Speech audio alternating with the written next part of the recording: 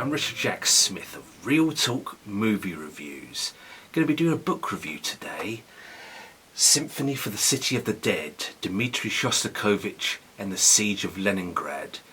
This amazing book by M.T. Anderson took my breath away, much like Shostakovich's Seventh Symphony, of which the book takes its inspiration. But it's as much about the war and what the composer had to do to survive along with his family, friends and fellow people as it is about the music. Although I was expecting chapters upon chapters going into great detail about the instrumentals and the content of the different symphonies that Shostakovich has worked on, this is much more of a biography, musical overview hybrid, if you like. And for the entire duration of this book, much like Floresco McNally's work on Dracula, the Prince of Many Faces, His Life and Times, this is an absorbing and outstanding book. Only in one place where the author goes into cannibalism in Leningrad, which is rather difficult to read, and I found very upsetting and disturbing, did give me pause, but I soldiered on and continued reading and was absolutely blown away by the amount of detail and also how open the book is about sources. There was one testimonial, or a memoir, a book about Shostakovich which may or may not be true, and the author is very keen to reveal the fact that not all of the contents of that particular book may be taken at face value. And I think this opens the door wide open for new writers and people who just recently experiencing Shostakovich's Seventh Symphony, like myself. I listened to it recently.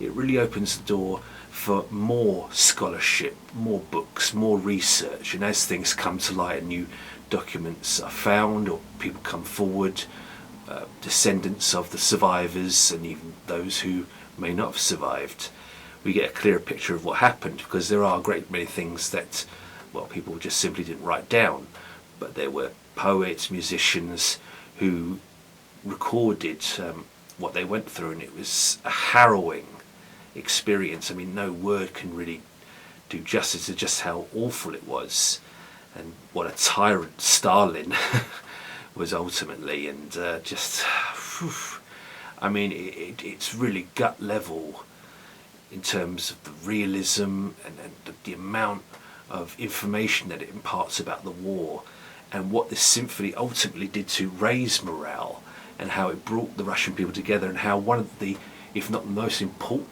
performance of that particular symphony was to take place in Leningrad itself, and how there were, I think, about 15 musicians who were starving, cold, and how they struggled to get a performance together to show people. And incredible, just the amount that went into this, and also the story about the microfilm, which was a page-by-page documentation of the score, which was a copy of it in microfilm form, and how that went in a long journey to get to where it was ultimately able to be enlarged, copied, although there were some errors in the transcription of it. And Shostakovich comes across as a man who did everything he could to survive, even though he was forced to sometimes sign documents that were perhaps, you know, against his better nature or under other circumstances.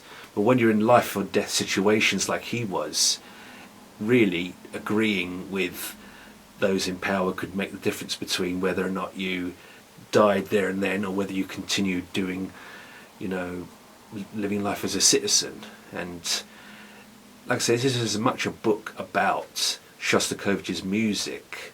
As I say, it doesn't go into tremendous amounts of detail about describing the actual symphony. I found that rather economical, which was nice. I mean, it leaves it open for interpretation, and some of the early descriptions of it, like I think the first movement being described as almost a kind of not clumsy, but just in a very sort of like ungainly is a good word for it. But then obviously as this thing developed and as Shostakovich continued writing and expanding it into the 4 movements, which ultimately became the Leningrad Symphony, incredible story, and what went on around and behind it and through it, I found just fascinating. This book, along with the Floresco McNally one on Dracula, these types of biographies excite me. That they're surprising, they're the amount of detail that they go into, and also the prose style as well just keeps you reading. And there are some very fine pictures in this book, which I read this on Kindle, and I really got a tremendous sense of the time period and everything, and it was just fantastic. I give Symphony for the City of the Dead 5 out of 5 stars. I absolutely love this book, and I don't think you should miss it for one moment. For more film and soundtrack reviews, please visit Betty Jo Tucker's website, Real Talk Movie Reviews. On Facebook you can find my pages, Hypnotic Movie Reviews and Hypnotic Soundtrack Reviews. I am Richard Jack Smith, thank you for watching, and I'll see you next time.